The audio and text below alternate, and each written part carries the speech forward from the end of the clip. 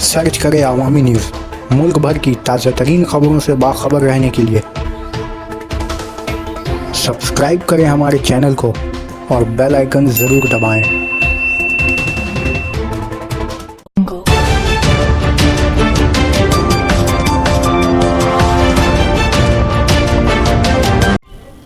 इलाज में लापरवाही से एक माही बच्ची की मौत। इलाज में गफलत की वजह से एक गैर सरकारी नर्सिंग होम में एक माह के बच्चे की मौत वाक़ हो गई। उसके बाद नर्सिंग होम में हलचल मच गई।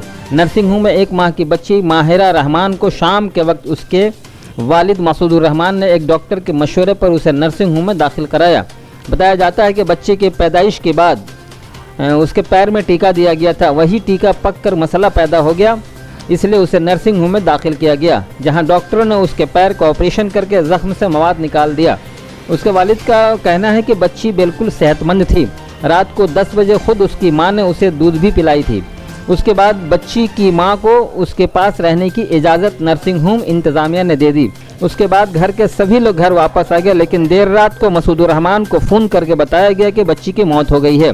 ये खबर सुनकर घर के लोग जल्दी नर्सिंग होम पहुंचा और ये मालूम करना चाहा कि बच्ची की मौत किस तरह हुई, लेकिन नर्सिंग होम इंतज़ामिया सही जवाब न दे सकी। इसलिए उन लोगों ने सीसीटीवी फुटेज तलब किया, लेकिन देखा गया कि रात को 10 बजे के बाद सीसीटीवी फुटेज के तमाम सबूत मिटा दिए गए। इन सबूतों को क्यों मिटाया गया, इसको लेकर जुमरात को कशीदगी फैल गई। इंग्लिश बाजार थाना की पुलिस वहां पहुंची। कुछ मुस्तैल लोगों ने नर्सिंग होम में तोड़फोड़ भी की। इस नर्सिंग होम के मालिक को गिरफ्तारी के मुतालबे पर मकामी लोगों ने रास्ते की नाकाबंदी कर दी। बच्ची की मौत के सिलसिले में नर्सिंग होम इंतज़ामिया ने कोई बयान नहीं दिया।